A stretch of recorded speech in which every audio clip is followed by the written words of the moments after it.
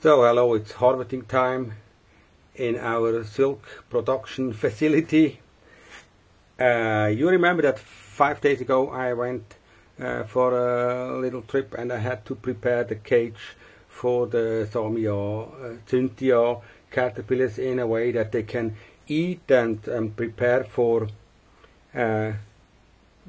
making the cocoon. Now, that's what they did already. Look here, this is all the cocoons I took out of the cage. But if you have a look into the cage, let's see with the GoPro camera, we can see a lot more caterpillars sitting on top. But even here in the back, you see some more of the cocoons that you can take out. Mostly in the edges of the cage, you see the cocoons like here. And if you have a closer look, if you watch through them, you can see whether it's already pupa or still the caterpillar inside. There are more of them. If we go to this side, we can just take them out like this.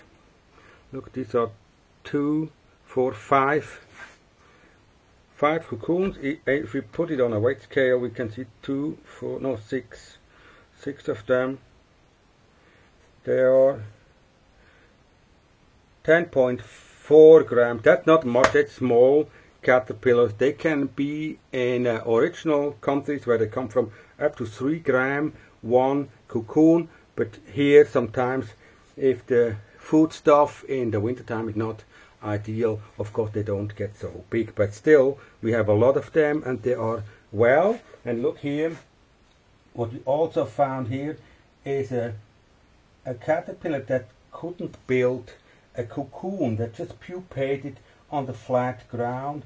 And of course it's much more heavier than the other pupas, because the silk gland, that is more than 1 gram, more than 1/3 of the whole body weight, is still there. And if they produce the silk for their cocoon, they use up about 1/3 of the weight of the body, of the weight of the cocoon. So that if we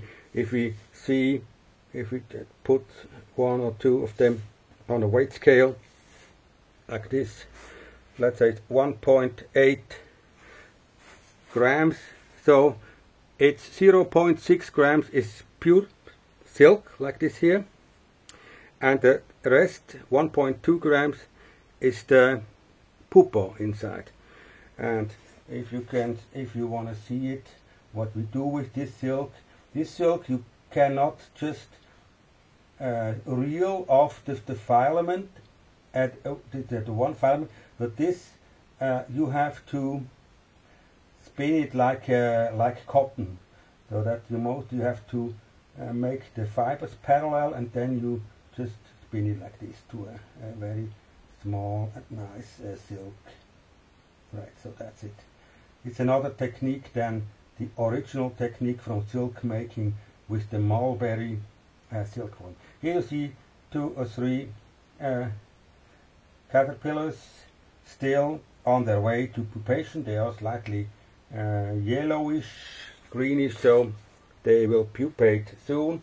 Or if you see here in this whole pile of cocoons, if you take them under the camera, you see here there's one in the middle of a construction where it will build this cocoon, the final cocoon inside. Or also here, if you have a look, you see this one just prepare the outside structure for building the cocoon then inside. So we have a lot of cocoons already, and mostly in the countries where people are cultivating this Samia, Cynthia. After they harvest the cocoons, they just take the pupa away because they eat it. It's a delicacy in most of these countries, and they like it very much because it's high in proteins and fat. About 1/3 is fat lipids, and the rest 2/3 is proteins and water. And this is a very nourishing food for people that can be grown very easily on practically every small-scale farm. And also for you as urban farmers, you can grow these animals very easily on inside of houses, in the little gardens, on a balcony, wherever you have a little space to plant an aerarium like this. And mostly you can feed them with stuff that grows in most urban areas just around the corner of your house, because the plants that they use there is mostly Prunus laurocerasus, or also Ligustrum vulgare is very common. So that's it for the moment. If you look here, you see some of the caterpillars still waiting for their way up to pupation. What I found out also is that they don't like these constructions of cardboard that much. There are some that built the cocoons inside, like this one here, but mostly they went to the complete top of the aerarium and just made their cocoon on the top of the structure, like this here.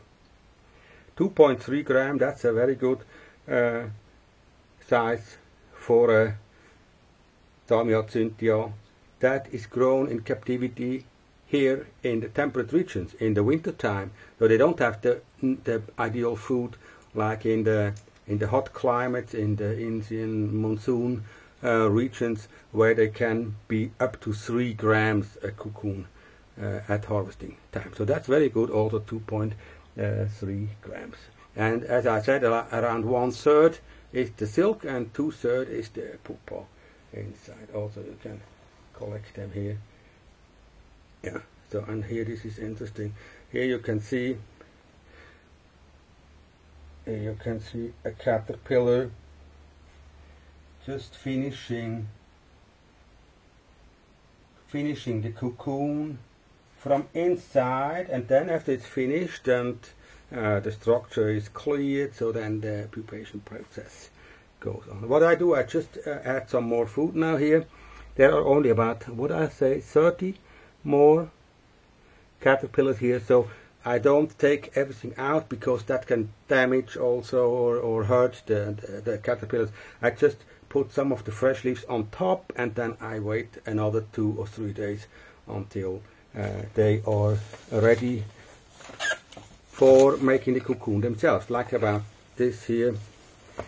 And as I found out that this is not really necessary for them, I just leave it like this and let them making their cocoons on the top of the structure. Here's another small caterpillar. Let's put him here and hope he's getting bigger and fat too.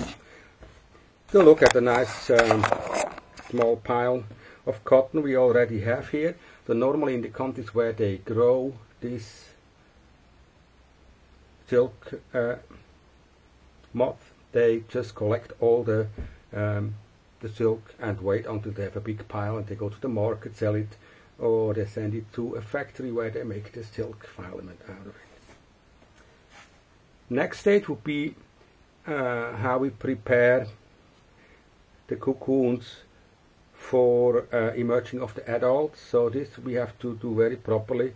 Also what we can show in the next or in one of the other videos is how we can open one of the cocoons to take out the pupa without killing it, and just to see whether it's a female or a male. That's sometimes also important to see which one is the biggest and the best grown male and female for the next generation. Thanks for watching.